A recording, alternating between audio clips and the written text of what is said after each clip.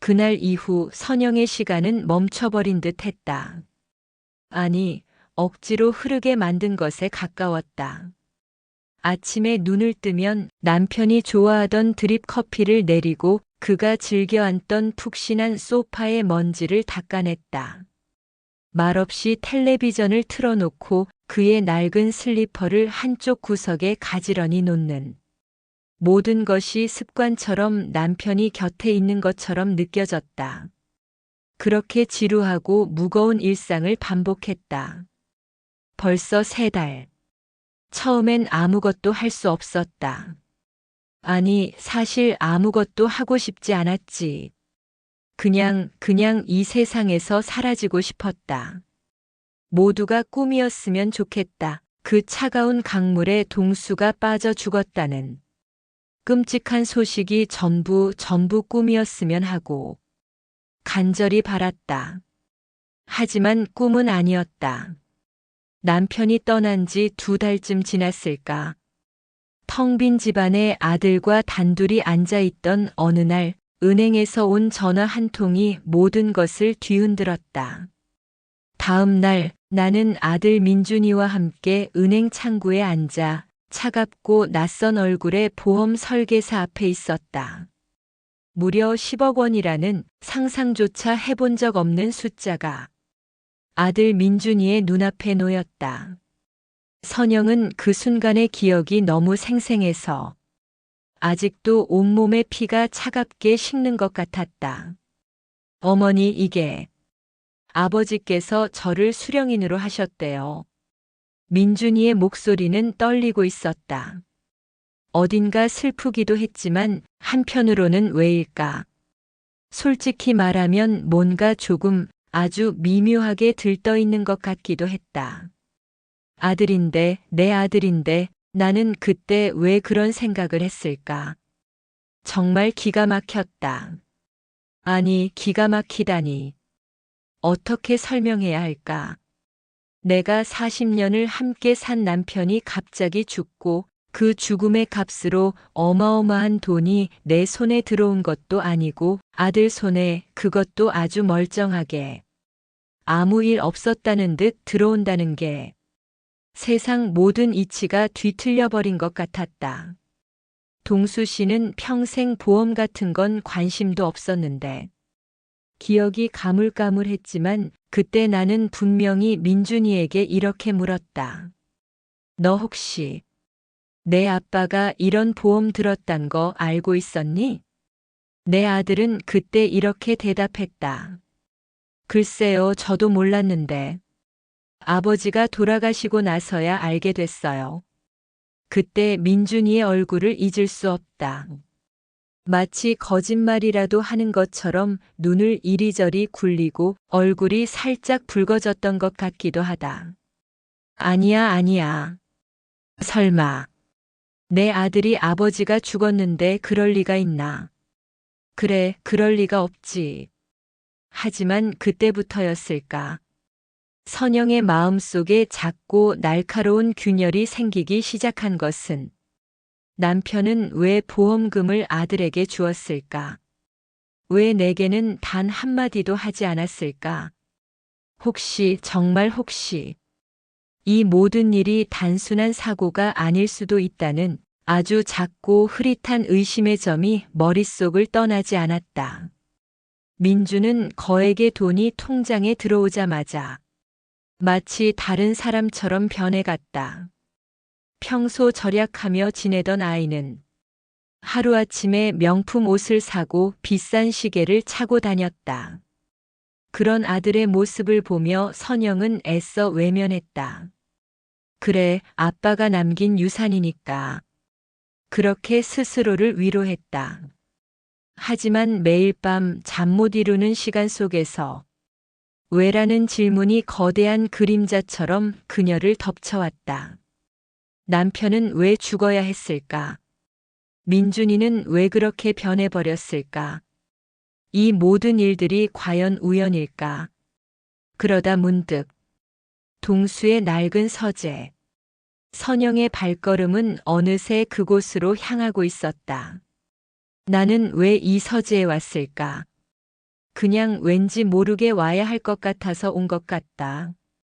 동수가 죽고 나는 그의 흔적들이 무서워서 이 서재에 한 번도 들어오지 않았다.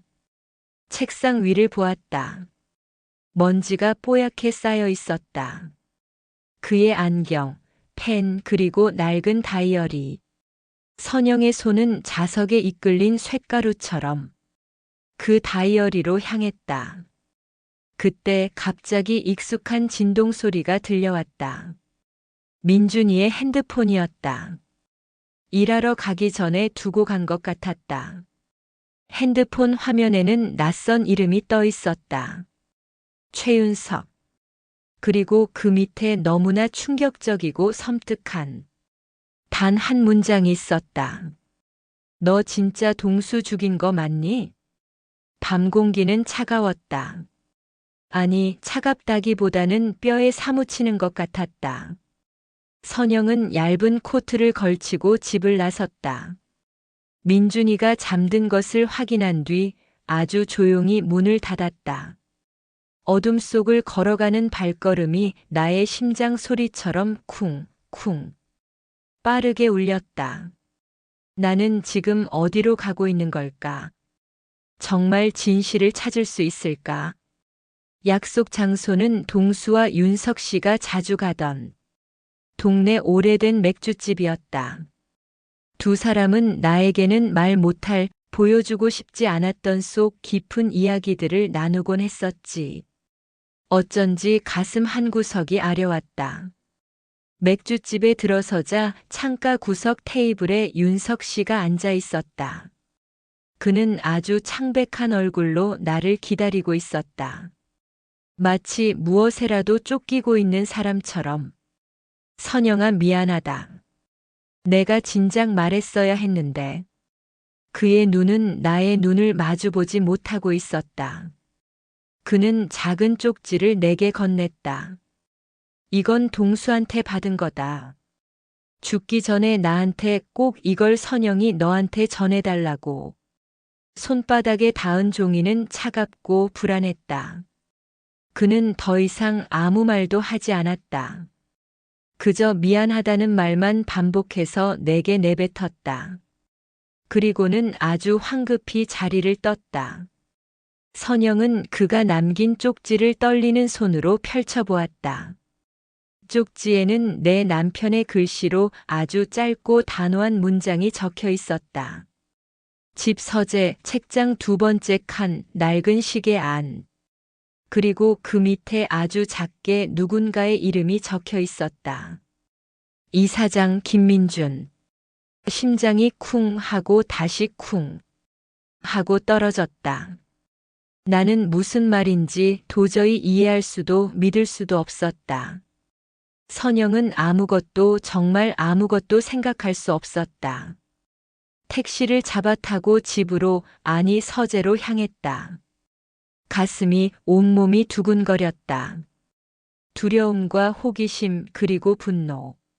모든 감정들이 뒤섞여 폭풍처럼 나를 휘몰아치고 있었다. 집에 도착하자 나는 망설일 틈도 없이 서재로 향했다. 혹시 민준이가 깨어 있을까 걱정되었지만 멈출 수가 없었다. 동수의 낡은 서재. 나는 그가 남긴 쪽지대로 책장 두 번째 칸을 헤쳐보았다. 그의 손때 묻은 낡은 책들 사이에는 오래된 탁상 시계가 놓여 있었다. 그 시계는 우리 결혼 10주년에 내가 선물했던 바로 그 시계였다. 선영은 떨리는 손으로 시계를 집어들었다. 시계는 10시 30분, 내 남편이 죽은 그 시각에 멈춰 있었다. 나는 온몸에 소름이 돋았다. 소름이 돋지 않을 수가 없었다. 시계의 뒷면을 열자 그 안에는 아주 작은 마이크로칩이 하나 들어 있었다. 이건 뭐지? 이건 대체 뭐지? 선영은 마이크로칩, 그 작은 조각을 꺼내 들었다. 그 조각이 진실의 조각이라고 느껴졌다. 드러나는 진실의 단편들. 다음 날 아침. 선영은 오래된 컴퓨터 가게를 찾았다. 혹시나 아들이 자신을 의심할까 두려웠지만 더 이상 망설일 수가 없었다. 컴퓨터에 그 작은 칩을 꼽자 화면 전체에 수십 개의 파일이 떠올랐다. 그 파일들은 모두 남편의 목소리가 담겨 있었다. 그리고 그 목소리는 아주 두려움에 공포에 질려 있었다. 나는 내 남편의 목소리를 듣고 있었다. 이사장 그 사람이 나를 죽이려 한다. 나만 죽이려는 게 아니야. 민준이까지, 우리 아들까지. 돈 때문에, 10억 원 때문에. 그는 아들 민준이를 이용해 나를, 내 모든 것을 빼앗으려 한다. 나는 더 이상 아무것도 들을 수 없었다. 아니, 듣고 싶지 않았다. 믿을 수가 없었다. 내 남편의 마지막 음성 파일. 그 파일 안에 내 아들 민준의 목소리가 담겨 있었다. 아주 낯선, 나에게는 너무나도 낯선 목소리로 웃고 있었다. 아빠, 그깟 돈. 그냥 줘버리면 되잖아. 왜 이리 질척거려? 그래야 엄마랑 나도, 우리도 잘 살 거 아니야. 나는 내 남편이 죽던 그날 밤 어둠 속에서 두려움에 떨며 녹음했던 바로 그 마지막 음성 파일을 듣고 있었다. 민준이가 아빠의 마지막 순간에 함께 했다는, 아니 바로 곁에 있었다는 끔찍한 사실. 심장이, 아니 온몸의 피가 차갑게 꽁꽁 얼어붙는 것 같았다. 손발은 물론 온몸이 덜덜 떨려왔다. 견딜 수가 없었다. 선영아, 다 들었니? 내가 말하려 했던 게 바로 이거야. 컴퓨터 가게 사장인 윤석 씨의 목소리가 나를 끔찍한 현실로 끌어당겼다. 그의 눈빛은 깊은 연민과 함께 안타까움으로 가득 차 있었다. 나는 그 눈빛을 똑바로 마주볼 자신이 없었다. 나는 이제 어떻게 해야 할까? 평생을 사랑과 모성으로 키워온 내 아들이 내 남편의 죽음에 연루되어 있었다. 아니, 연루되어 있는 정도가 아니라 그 모든 사건의 배후에 서 있었다. 그 사실이 거대한 파도처럼 나를 덮쳐왔다. 무너져 내린 모성. 집으로 돌아오는 길은 마치 꿈속을 걷는 것 같았다.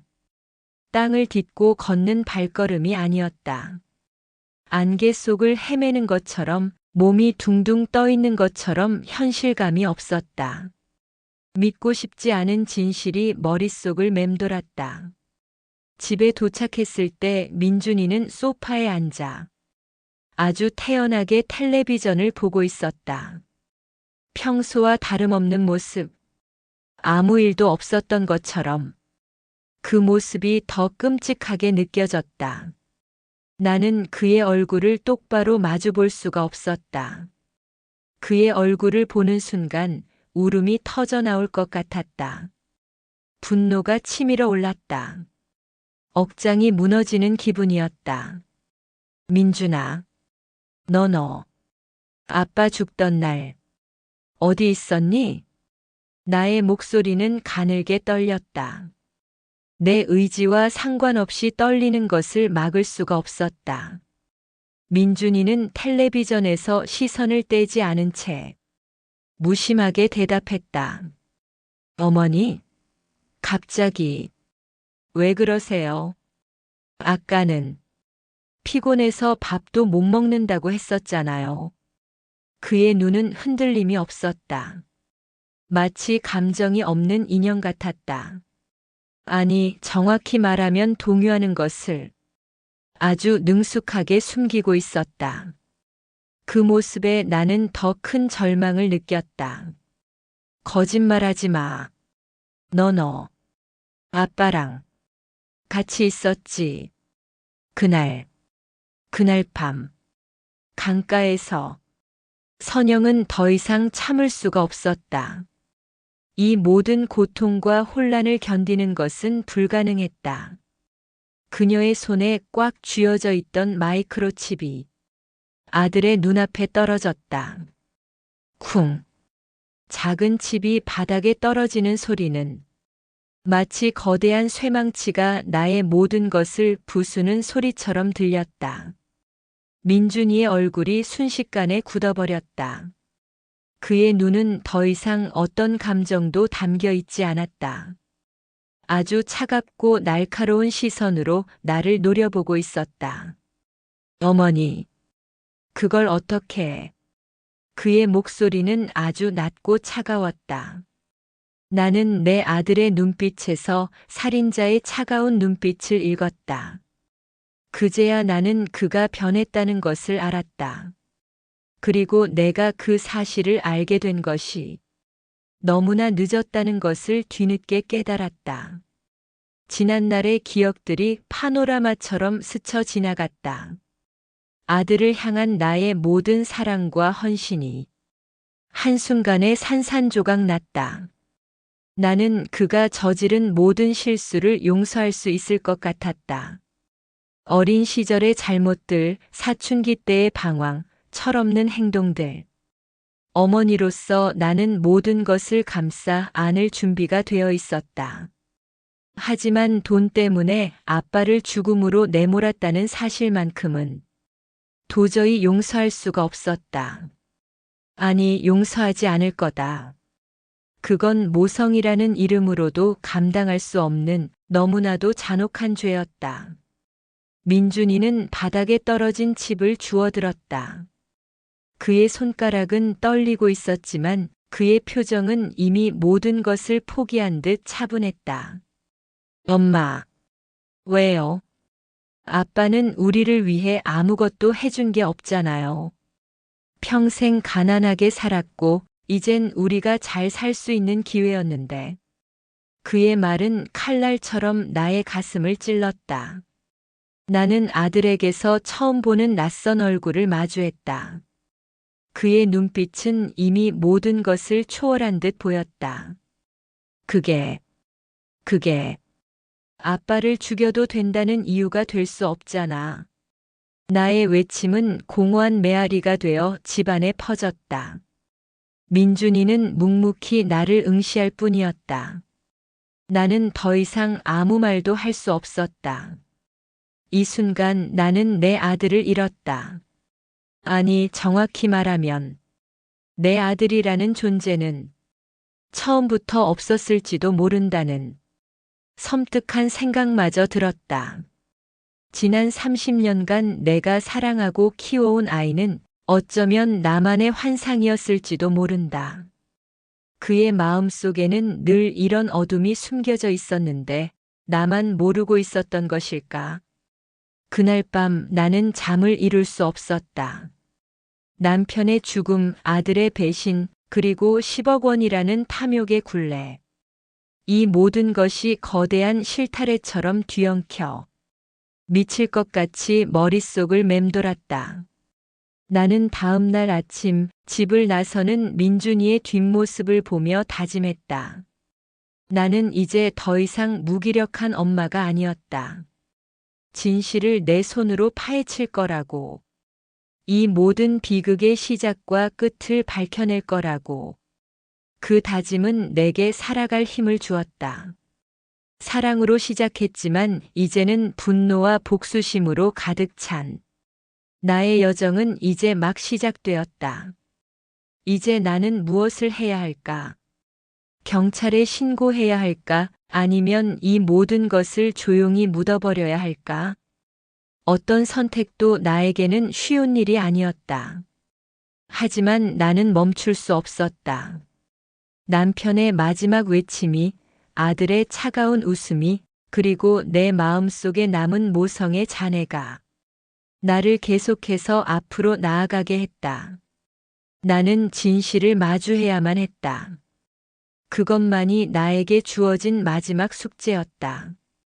다음 날 아침, 선영은 오래된 컴퓨터 가게를 찾았다. 혹시나 아들이 자신을 의심할까 두려웠지만 더 이상 망설일 수가 없었다. 어젯밤 윤석 씨에게 받은 쪽지. 그 짧은 문장들이 그녀를 이곳으로 이끌었다. 그녀의 손에 꽉 쥐어진 마이크로칩이 뜨겁게 느껴졌다. 진실을 담고 있는 동시에 그녀의 삶을 송두리째 흔들. 비밀을 품고 있는 작은 조각. 컴퓨터 가게 사장인 윤석 씨는 선영을 보자마자 고개를 떨구었다. 그의 얼굴은 어제보다 더 창백해 보였다. 선영은 아무 말 없이 마이크로칩을 내밀었고 윤석은 조용히 컴퓨터에 칩을 꽂았다. 화면 전체에 수십 개의 파일이 떠올랐다. 모두 남편의 목소리가 담긴 음성 파일들이었다. 선영은 떨리는 손으로 가장 마지막 파일을 클릭했다. 이 사장 그 사람이 나를 죽이려 한다. 나만 죽이려는 게 아니야. 민준이까지, 우리 아들까지. 돈 때문에, 10억 원 때문에. 남편의 목소리는 두려움에, 공포에 질려 있었다. 그의 목소리는 선영의 심장을 찢어 놓았다. 믿을 수 없었다.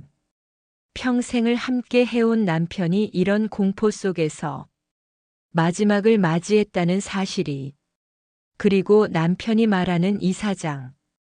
그는 대체 누구인가? 그 의문이 머릿속을 스쳐 지나갔지만 다음 음성 파일에서 들려온 목소리에 선영은 모든 생각을 멈출 수밖에 없었다. 아빠, 그깟 돈. 그냥 줘버리면 되잖아. 왜 이리 질척거려? 그래야 엄마랑 나도, 우리도 잘 살 거 아니야. 그것은 아들 민준의 목소리였다. 너무나도 낯선 목소리로 웃고 있었다. 남편의 마지막 순간에 함께 했다는 끔찍한 사실. 심장이, 아니 온몸의 피가 차갑게 꽁꽁 얼어붙는 것 같았다. 손발은 물론 온몸이 덜덜 떨려왔다. 견딜 수가 없었다. 선영아, 다 들었니? 내가 말하려 했던 게 바로 이거야. 컴퓨터 가게 사장인 윤석 씨의 목소리가 나를 끔찍한 현실로 끌어당겼다. 그의 눈빛은 깊은 연민과 함께 안타까움으로 가득 차 있었다. 나는 그 눈빛을 똑바로 마주볼 자신이 없었다. 나는 이제 어떻게 해야 할까? 평생을 사랑과 모성으로 키워온 내 아들이 내 남편의 죽음에 연루되어 있었다. 아니, 연루되어 있는 정도가 아니라 그 모든 사건의 배후에 서 있었다. 그 사실이 거대한 파도처럼 나를 덮쳐왔다. 무너져 내린 모성.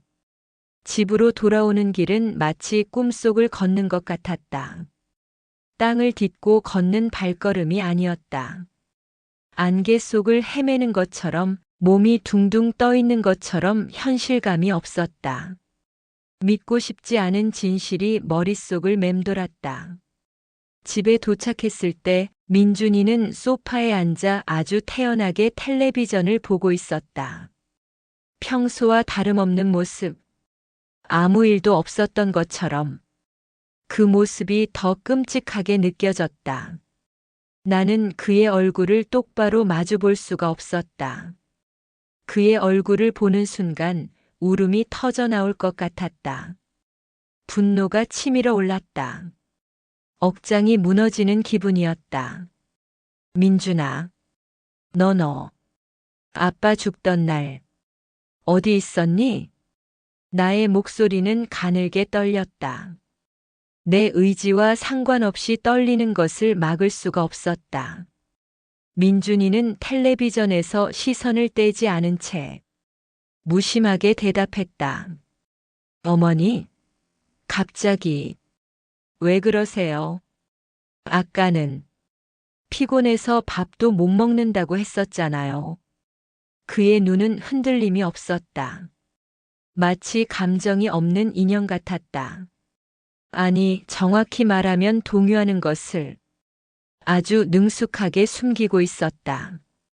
그 모습에 나는 더 큰 절망을 느꼈다. 거짓말하지 마. 너 아빠랑 같이 있었지. 그날 밤 강가에서 선영은 더 이상 참을 수가 없었다. 이 모든 고통과 혼란을 견디는 것은 불가능했다. 그녀의 손에 꽉 쥐어져 있던 마이크로칩이 아들의 눈앞에 떨어졌다. 쿵.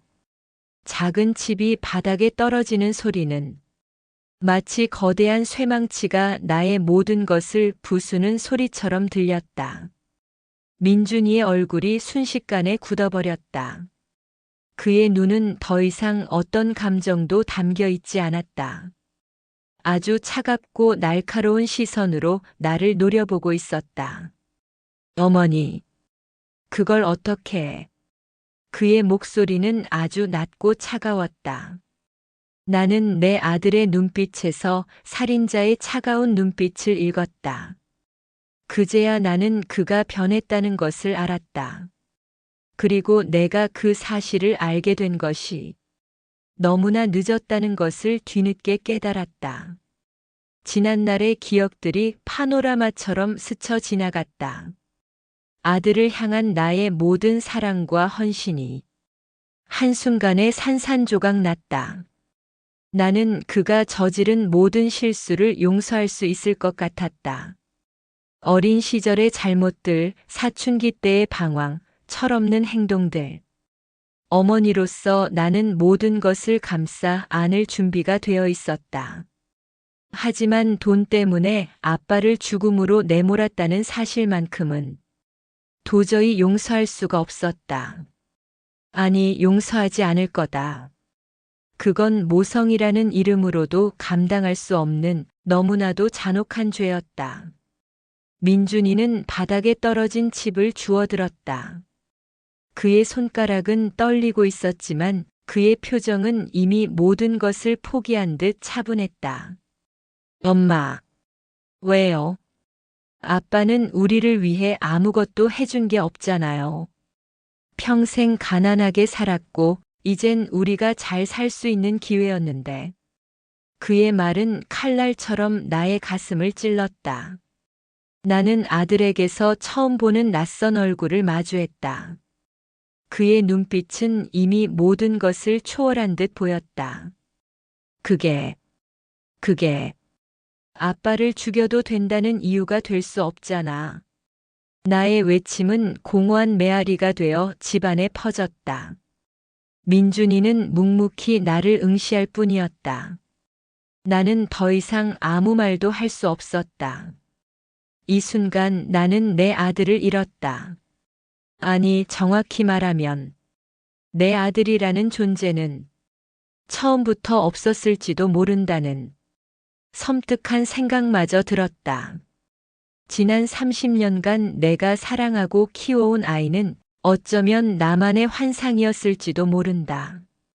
그의 마음 속에는 늘 이런 어둠이 숨겨져 있었는데 나만 모르고 있었던 것일까? 그날 밤 나는 잠을 이룰 수 없었다. 남편의 죽음, 아들의 배신, 그리고 10억 원이라는 탐욕의 굴레. 이 모든 것이 거대한 실타래처럼 뒤엉켜 미칠 것 같이 머릿속을 맴돌았다. 나는 다음 날 아침 집을 나서는 민준이의 뒷모습을 보며 다짐했다. 나는 이제 더 이상 무기력한 엄마가 아니었다. 진실을 내 손으로 파헤칠 거라고. 이 모든 비극의 시작과 끝을 밝혀낼 거라고. 그 다짐은 내게 살아갈 힘을 주었다. 사랑으로 시작했지만 이제는 분노와 복수심으로 가득 찬 나의 여정은 이제 막 시작되었다. 이제 나는 무엇을 해야 할까? 경찰에 신고해야 할까? 아니면 이 모든 것을 조용히 묻어버려야 할까? 어떤 선택도 나에게는 쉬운 일이 아니었다. 하지만 나는 멈출 수 없었다. 남편의 마지막 외침이, 아들의 차가운 웃음이, 그리고 내 마음속에 남은 모성의 잔해가 나를 계속해서 앞으로 나아가게 했다. 나는 진실을 마주해야만 했다. 그것만이 나에게 주어진 마지막 숙제였다. 멈춰버린 모성, 그리고 선택의 기록. 집으로 돌아온 선영의 발걸음은 더 이상 현실을 딛고 있지 않았다. 꿈을 걷는 듯 몽롱했고 몸이 둥둥 떠 있는 것처럼 현실감이 없었다. 믿고 싶지 않은 진실이 파편처럼 머릿속을 맴돌았다. 집에 도착했을 때 민주는 소파에 앉아 아무렇지 않게 텔레비전을 보고 있었다. 평소와 다름없는 태연한 모습이 오히려 더 끔찍했다. 나는 그의 얼굴을 똑바로 마주할 자신이 없었다. 그의 얼굴을 보는 순간 억눌렀던 울음과 분노가 터져나올 것만 같았다. 민준아, 너 아빠 죽던 날 어디 있었니? 나의 목소리는 내 의지와 상관없이 가늘게 떨렸다. 민주는 텔레비전에서 시선을 떼지 않은 채 무심하게 대답했다. 어머니, 갑자기 왜 그러세요? 아까는 피곤해서 밥도 못 먹는다고 하셨잖아요. 그의 눈은 흔들림이 없었다. 마치 감정이 없는 인형 같았다. 아니, 정확히 말하면 동요하는 것을 아주 능숙하게 숨기고 있었다. 그 모습에 나는 더 큰 절망을 느꼈다. 거짓말하지 마. 너 아빠랑 같이 있었지. 그날 밤 강가에서. 선영은 더 이상 참을 수 없었다. 이 모든 고통과 혼란을 견디는 것은 불가능했다. 그녀의 손에 꽉 쥐어져 있던 마이크로칩이 아들의 눈앞에 떨어졌다. 쿵. 작은 칩이 바닥에 떨어지는 소리는 마치 거대한 쇠망치가 나의 모든 것을 부수는 소리처럼 들렸다. 민준의 얼굴이 순식간에 굳어버렸다. 그의 눈은 더 이상 어떤 감정도 담겨 있지 않았다. 아주 차갑고 날카로운 시선으로 나를 노려보고 있었다. 어머니, 그걸 어떻게 해? 그의 목소리는 낮고 차가웠다.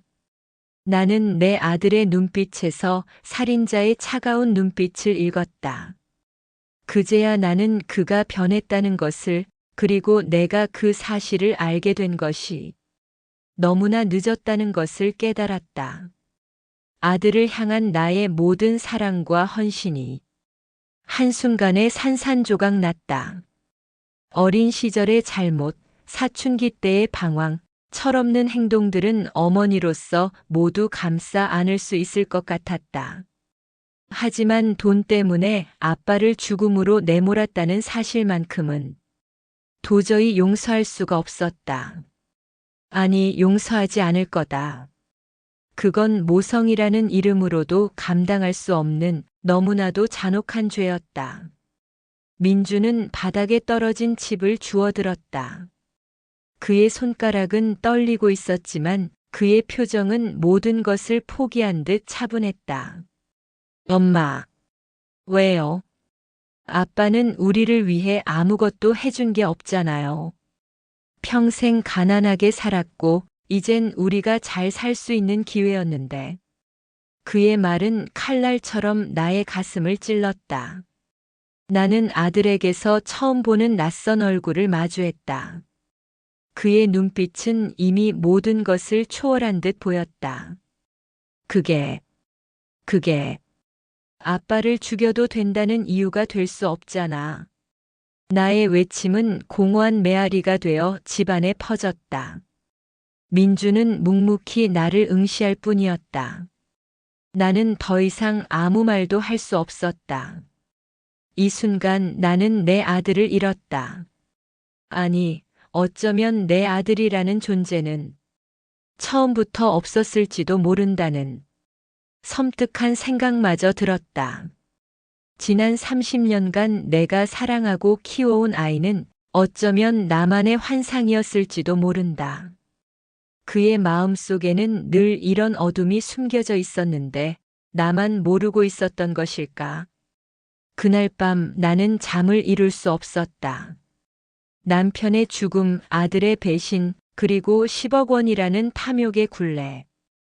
이 모든 것이 거대한 실타래처럼 뒤엉켜 미칠 것 같이 머릿속을 맴돌았다. 나는 다음 날 아침 집을 나서는 민준의 뒷모습을 보며 다짐했다. 더 이상 무기력한 엄마가 아니었다. 진실을 내 손으로 파헤치고 이 모든 비극의 시작과 끝을 밝혀낼 거라고. 그 다짐은 내게 살아갈 힘을 주었다. 사랑으로 시작했지만 이제는 분노와 복수심으로 가득 찬 나의 여정은 이제 막 시작되었다. 나는 이제 무엇을 해야 할까? 경찰에 신고해야 할까? 아니면 이 모든 것을 조용히 묻어버려야 할까?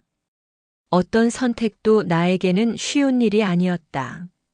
하지만 나는 멈출 수 없었다.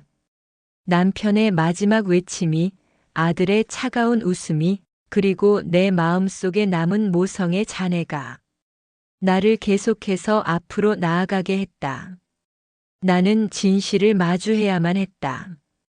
그것만이 나에게 주어진 마지막 숙제였다. 낯선 뒷모습, 새로운 시작. 다음 날 아침 민준이 출근한 뒤 집은 다시 정적에 휩싸였다. 정적 속에서 나는 어젯밤의 충격적인 대화를 곱씹었다. 그의 차가운 눈빛과 목소리가 잊히지 않았다. 나는 더 이상 이 모든 것을 외면할 수 없었다. 내 손으로 진실을 밝혀내야만 했다. 나는 조용히 민준의 방으로 향했다. 마치 그의 흔적을 지우려는 듯 꼼꼼하게 서랍과 옷장을 뒤졌다. 그러다 책상 서랍 깊숙한 곳에서 낡은 통장 하나를 발견했다. 민준의 이름이 적힌 통장에는 10억 원이라는 숫자가 고스란히 찍혀 있었다. 통장을 든 내 손이 떨렸다. 이 돈이 남편의 목숨값이라는 사실이 나를 짓눌렀다. 나는 통장을 들고 경찰서로 향했다. 그동안의 망설임과 두려움은 사라지고 단호한 결심만이 남았다. 경찰서에 도착한 나는 떨리는 목소리로 말했다. 저기 신고할 게 있어요. 제 아들이.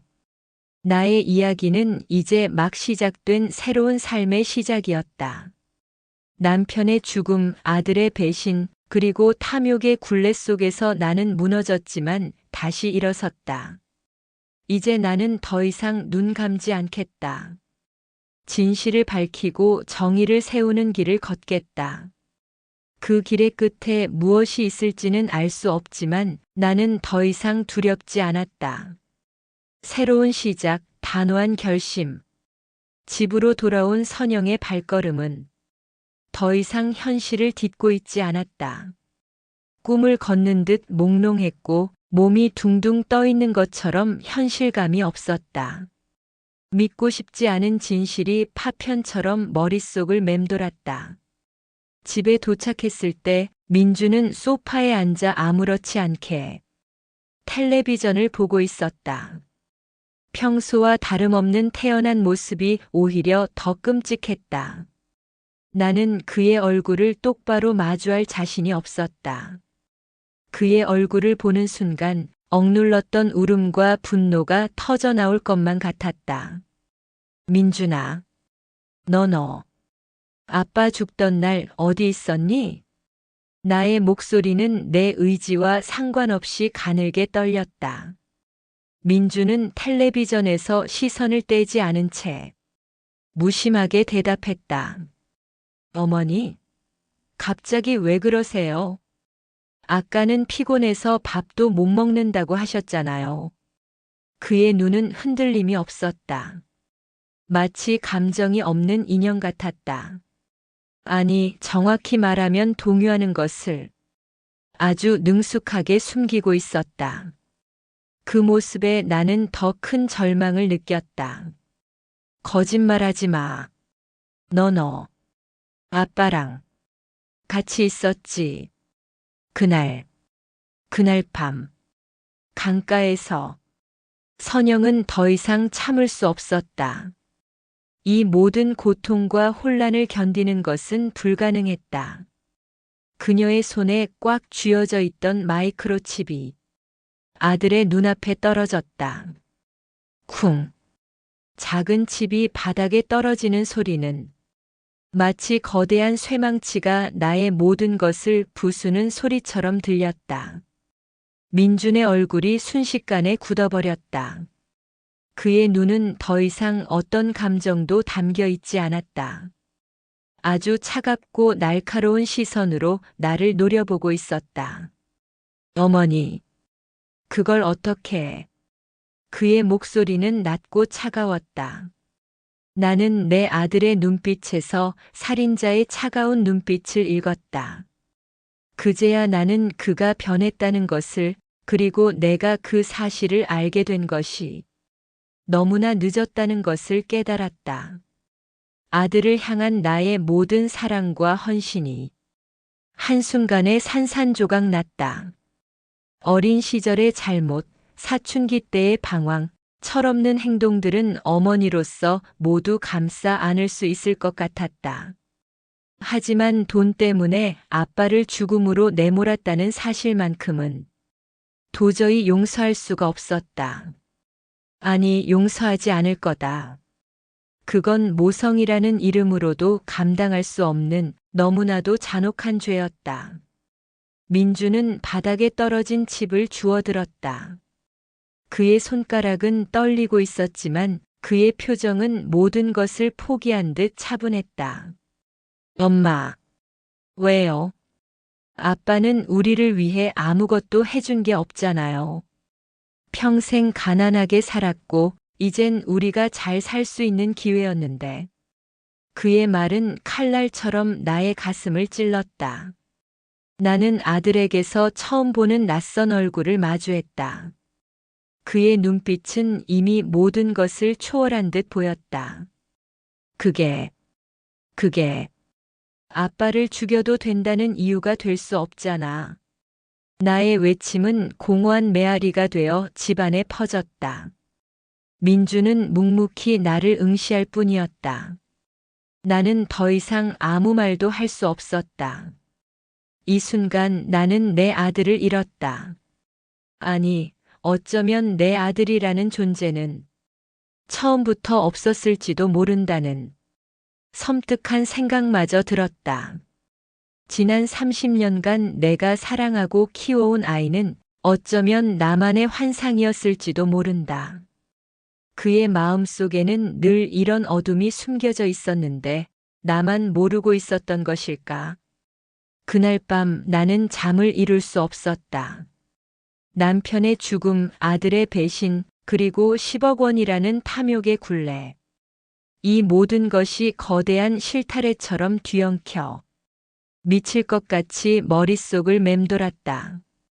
나는 다음 날 아침 집을 나서는 민준의 뒷모습을 보며 다짐했다. 더 이상 무기력한 엄마가 아니었다. 진실을 내 손으로 파헤치고 이 모든 비극의 시작과 끝을 밝혀낼 거라고.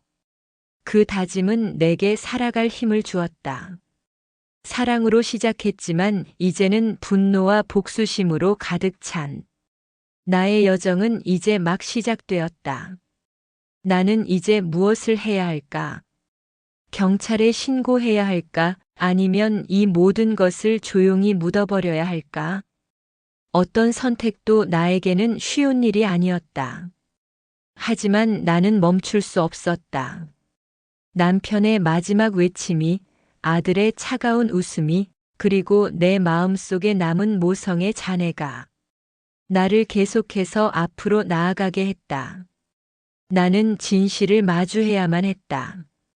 그것만이 나에게 주어진 마지막 숙제였다. 마지막 선택, 그리고 해방. 다음 날 아침 민준이 출근한 뒤 집은 다시 정적에 휩싸였다. 정적 속에서 나는 어젯밤의 충격적인 대화를 곱씹었다. 그의 차가운 눈빛과 목소리가 잊히지 않았다. 나는 더 이상 이 모든 것을 외면할 수 없었다. 내 손으로 진실을 밝혀내야만 했다. 나는 조용히 민준의 방으로 향했다. 마치 그의 흔적을 지우려는 듯 꼼꼼하게 서랍과 옷장을 뒤졌다. 그러다 책상 서랍 깊숙한 곳에서 낡은 통장 하나를 발견했다. 민준의 이름이 적힌 통장에는 10억 원이라는 숫자가 고스란히 찍혀 있었다. 통장을 든 내 손이 떨렸다. 이 돈이 남편의 목숨값이라는 사실이 나를 짓눌렀다. 나는 통장을 들고 경찰서로 향했다. 그동안의 망설임과 두려움은 사라지고 단호한 결심만이 남았다. 경찰서에 도착한 나는 떨리는 목소리로 말했다. 저기 신고할 게 있어요. 제 아들이. 나의 이야기는 이제 막 시작된 새로운 삶의 시작이었다. 남편의 죽음, 아들의 배신, 그리고 탐욕의 굴레 속에서 나는 무너졌지만 다시 일어섰다. 이제 나는 더 이상 눈 감지 않겠다. 진실을 밝히고 정의를 세우는 길을 걷겠다. 그 길의 끝에 무엇이 있을지는 알 수 없지만 나는 더 이상 두렵지 않았다.